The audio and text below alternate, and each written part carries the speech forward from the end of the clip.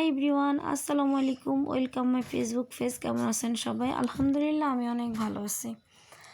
আলহামদুলিল্লাহ, সকালবেলা ঘুম থেকে উঠে এতগুলো ফুল দেখে মনটা এমনিতে ভালো হয়ে গেছে। আর আজকে আমাদের একটা খুশির দিনও আস্তে আস্তে শেয়ার করব আপনাদের সাথে।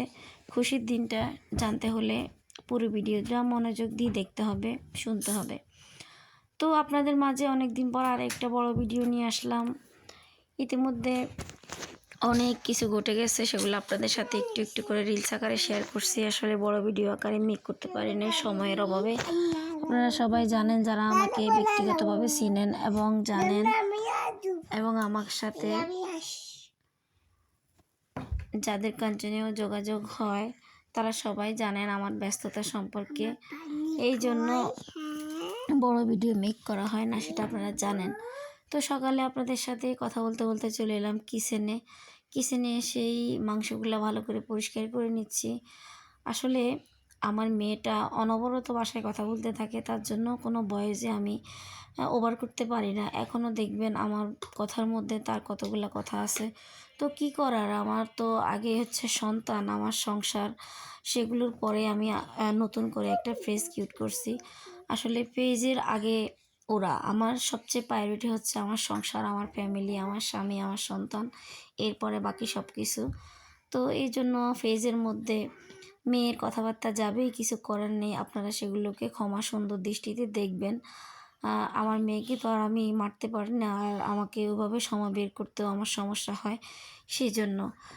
তো এই আর কি, শখের বসে পেজ খুলছি, এখন দেখি অনেক জ্বালা। তো কি করার, সব জ্বালা সহ্য করে দেখি সফল হতে পারে কিনা।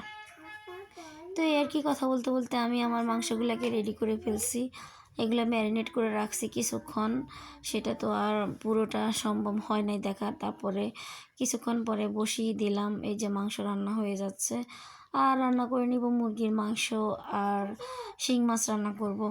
যেহেতু আজকে আমার অনেক ঝামেলা, রান্না বান্না শেষ করে খাওয়া দাওয়া কমপ্লিট করে যেতে হবে আমার কর্মস্থলে, বিদ্যালয়ের উদ্দেশ্যে। সেখানে গিয়ে তারপর ওখান থেকে আজকে হসপিটালে যেতে হবে। সেখানে আজকে আমাদের অনেক খুশির একটা দিন, আনন্দের দিন, তারপরে আবার চিন্তারও দিন। আমার মেজো বোন, তার কন্যা সন্তান হবে আজকে, সি সেকশন। তো তাকে হসপিটালে অ্যাডমিট করানো হবে আজকে। আমি স্কুল থেকে সোজা হসপিটালে যাব। তো চলে এলাম স্কুলে এসে কিছুক্ষণ স্কুলে কাটিয়ে, যেহেতু ডিসেম্বর মাস, অনেকগুলা বাচ্চা স্কুলে কিন্তু অনুপস্থিত ছিল।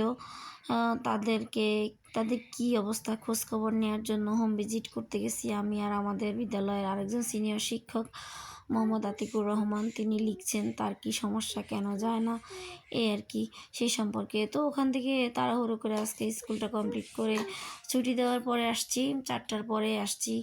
এসে আমি হসপিটালে চলে গেলাম। আমার বোনের সি সেকশন হয়েছে রাতের 8টার সময়। তো এই যে মাশাল্লাহ, আমাদের মামনি আমাদের মাঝে চলে আসছে, আমাদের নতুন ফ্যামিলির সদস্য। আলহামদুলিল্লাহ, আমার মামনিটার জন্য সবাই দোয়া করে দিবেন, সবাই মাশাল্লাহ বলবেন। মাশাল্লাহ, কত কিউট হয়েছে, মাশাল্লাহ মাশাল্লাহ। এদিকে আমার মেজো ভাই কোলে নিচ্ছে আর আমার হাজব্যান্ড আজান দিচ্ছে। তো এটা আমাদের মুসলিম পরিবারে যদি কোনো সন্তান জন্মগ্রহণ করে, তার জন্য আজান দিতে হয়। এটা আমাদের ইসলামিক একটা রীতিনীতি। তো আমার মেজো ভাইয়ের আসলে কোনো কন্যা সন্তান নেই। সে অবাক হয়ে মেয়েটার মুখের দিকে তাকিয়ে দেখছে, জানি না তার মনের মধ্যে কী চলছে। তো ওনার 3জন ছেলে, মাশাল্লাহ, ছেলে সন্তান, মেয়ে সন্তান, সবই আল্লাহর দান। তো এই আর কি, আল্লাহ কাউকে দেন আবার কাউকে দেন না। তো আলহামদুলিল্লাহ আমাদের পরিবারে আরেকটা কন্যা সন্তান আসছে, সবাই তার জন্য দোয়া করে দেবেন। আমার হাজব্যান্ড আজান দিচ্ছে। আসলে আজানটা আমি রিলস আকারেও আপলোড করেছিলাম, সেখানে পুরোটা যায়নি, কারণ মোবাইলটা তাড়াহুড়ো করে নিতে গিয়ে আজানের প্রায় প্রথম অংশটা শেষ হয়ে গেছে। এরপরে বাকিটা রেকর্ড করে রাখলাম স্মৃতির জন্য। মেয়েটা বড় হয়ে যখন দেখবে, সে অনেক খুশি হবে।